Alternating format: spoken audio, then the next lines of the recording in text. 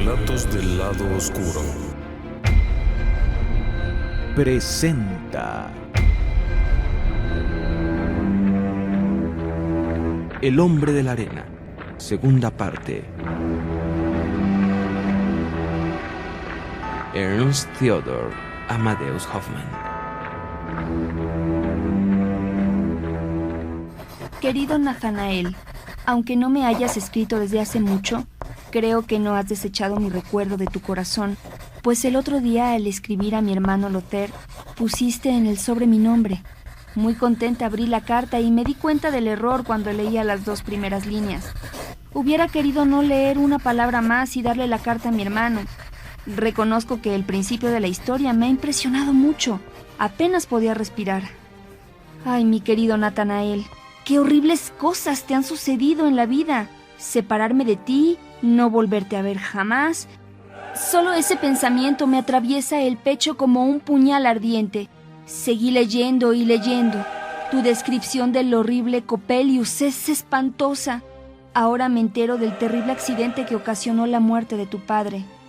Lothair trató en vano de tranquilizarme. El maldito vendedor de barómetros, Giuseppe Coppola, me persiguió todo el día como un espectro amenazador y me avergüenzo de confesar que turbó mi sueño. Al día siguiente, consideré las cosas de otro modo.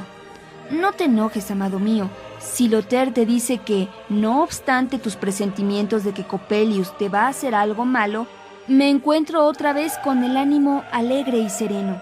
Precisamente iba a decirte que las cosas espantosas de que hablas tienen lugar en tu imaginación. Coppelius podrá ser el más aborrecible de los hombres, y además, como odiaba a los niños, le tenías repulsión. Personificaste al hombre de la arena, impresionado por tus cuentos de nodriza. Las entrevistas nocturnas de Coppelius con tu padre no tenían seguramente otro objeto que el de practicar alquimia.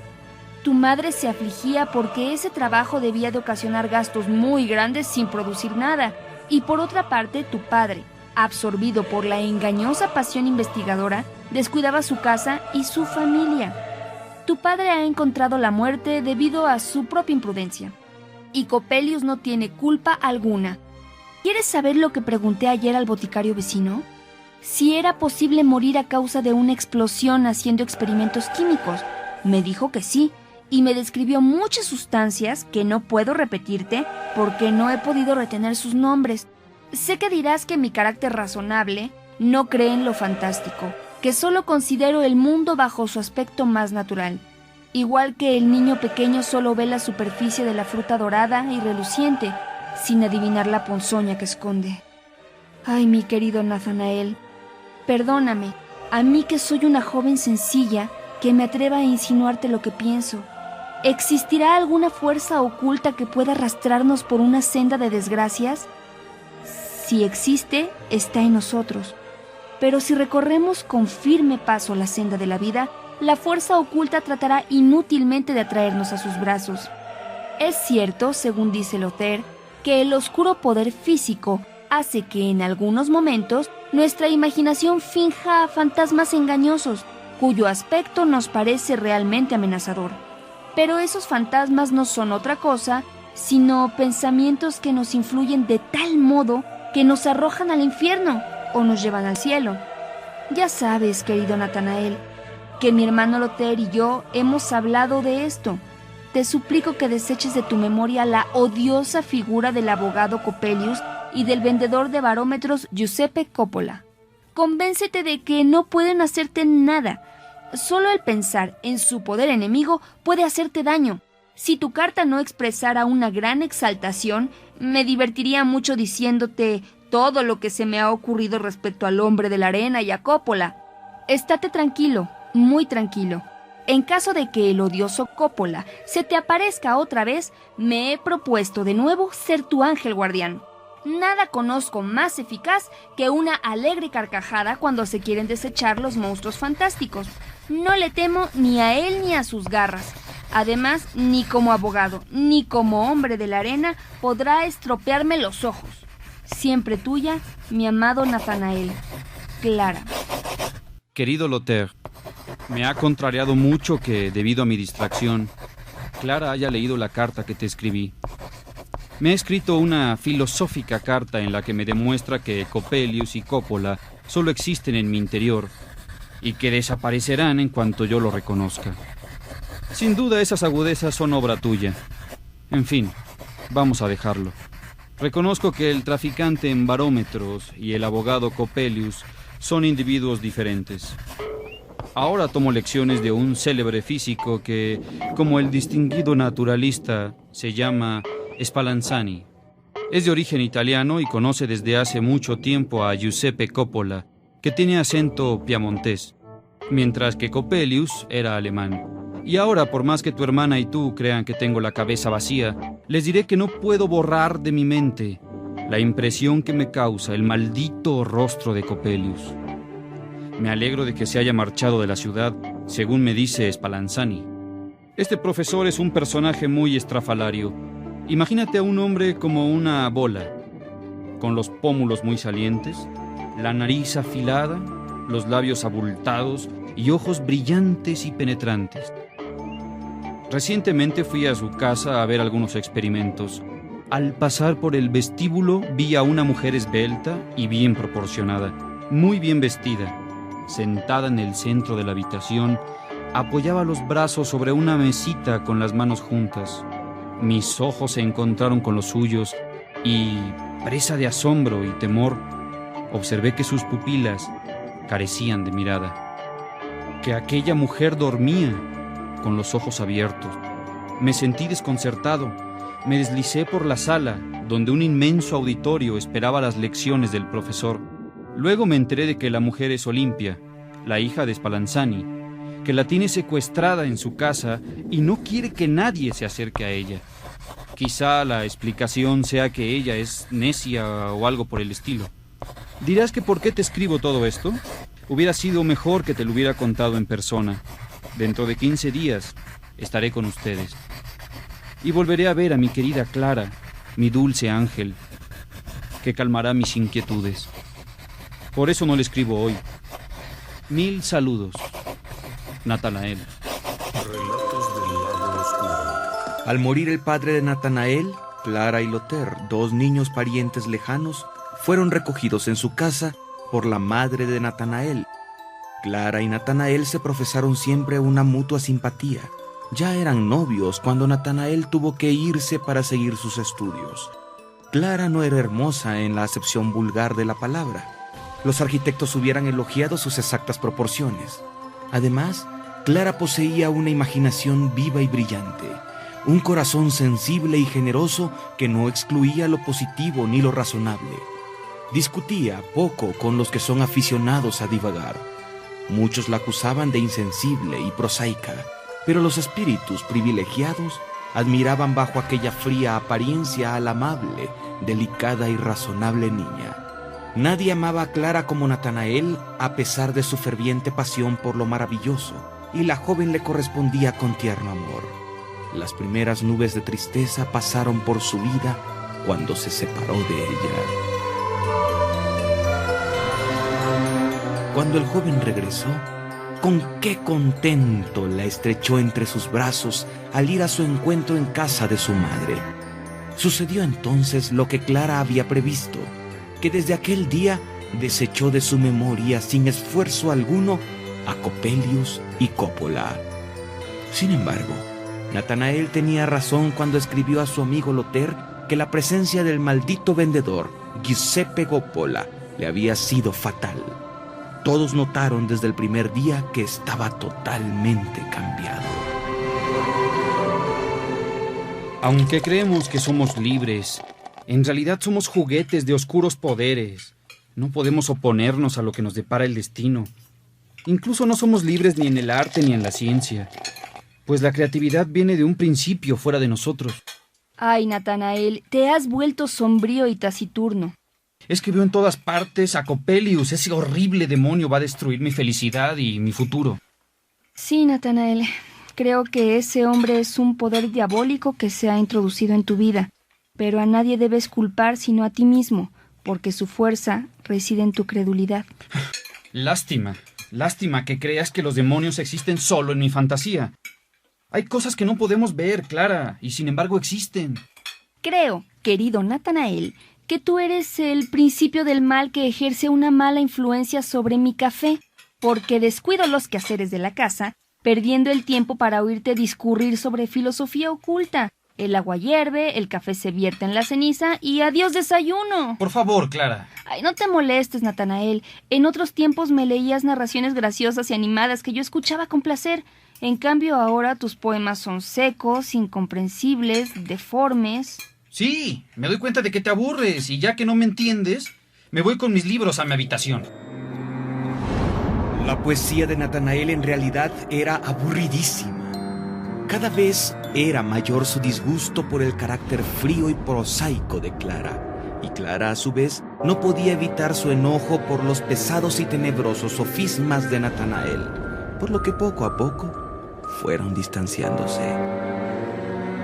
La imagen de Coppelius se iba alejando cada vez más y a Natanael le costaba trabajo evocar a ese espantajo fatídico en sus creaciones. Pero le atormentaba el presentimiento de que Coppelius destruiría su amor. Esto fue objeto de un poema. Describía en él la felicidad de Clara y él unidos, aunque un negro poder les amenazaba. Cuando se encontraba ante el altar, hacía su aparición el espantoso Coppelius, que tocaba los bellos ojos de Clara, y estos saltaban sobre el pecho de Natanael como chispas sangrientas y ardientes. Luego Coppelius lo cogía y lo arrojaba en medio de las llamas de un horno donde se consumía al instante. En medio del tumulto que parecía el de un huracán que bramaba sobre la espuma de las olas, semejantes a blancos y negros gigantes que combatían furiosamente entre sí, oía la voz de Clara. ¿Acaso no me ves, querido? Coppelius te ha engañado. No eran mis ojos los que quemaban tu pecho, sino gotas ardientes de tu propia sangre. Mira, yo tengo ojos. Mírame.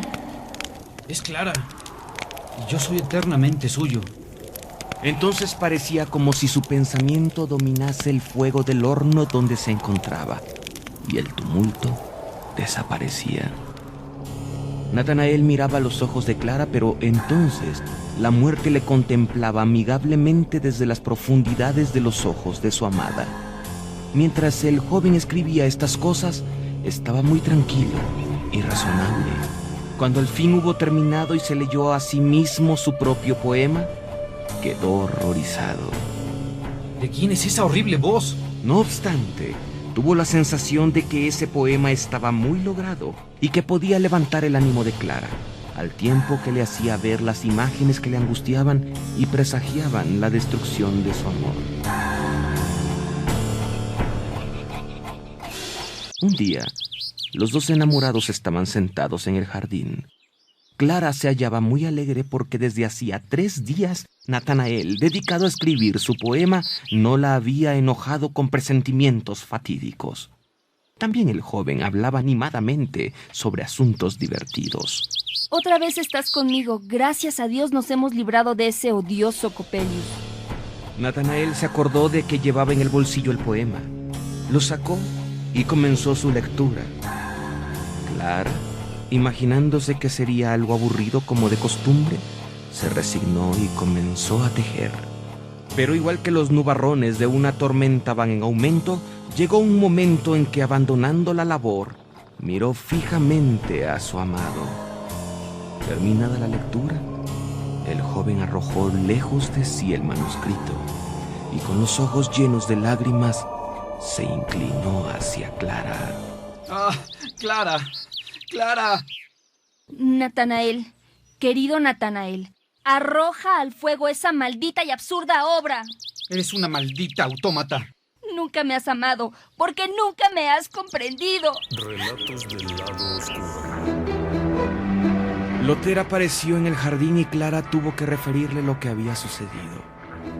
Como amaba a su hermana con toda su alma, el disgusto que sentía contra Natanael se transformó en cólera terrible. Corrió a buscarlo y le reprochó su loca conducta respecto a su hermana.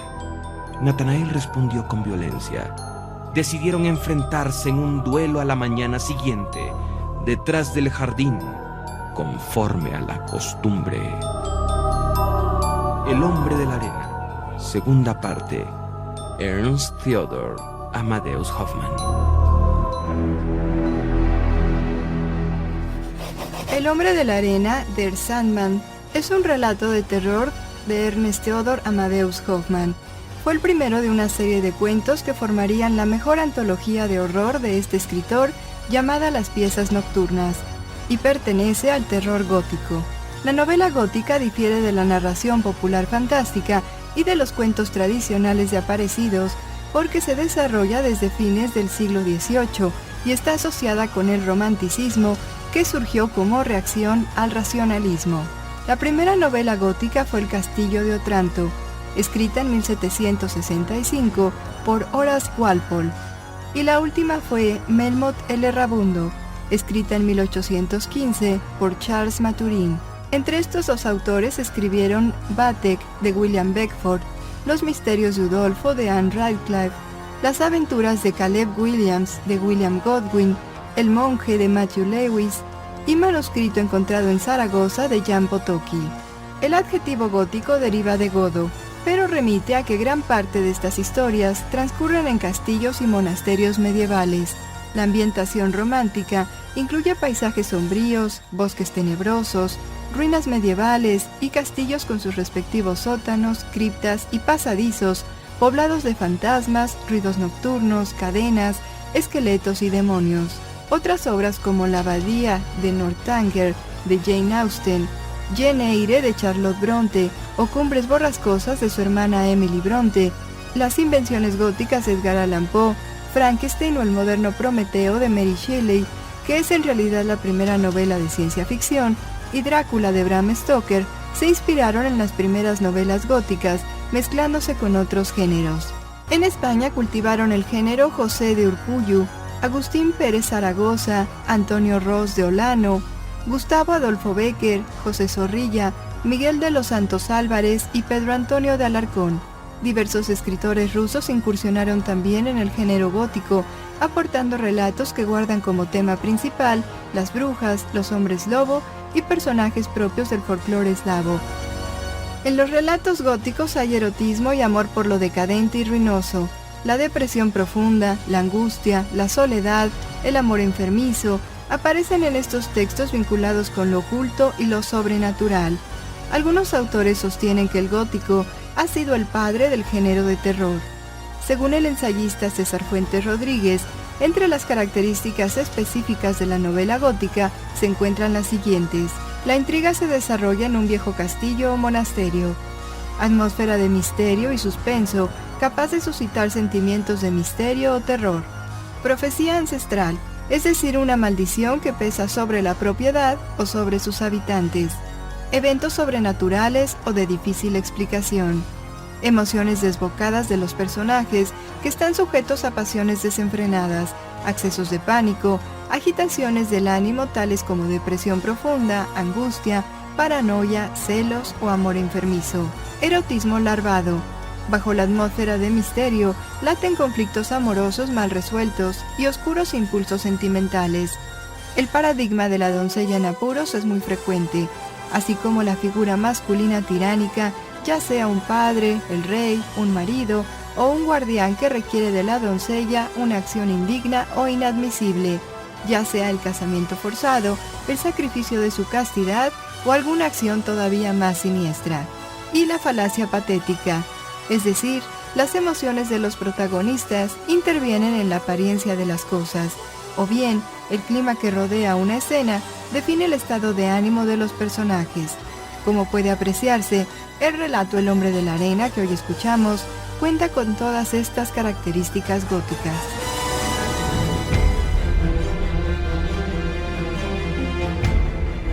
Relatos del lado oscuro. Guión y producción, Tania Sabugal.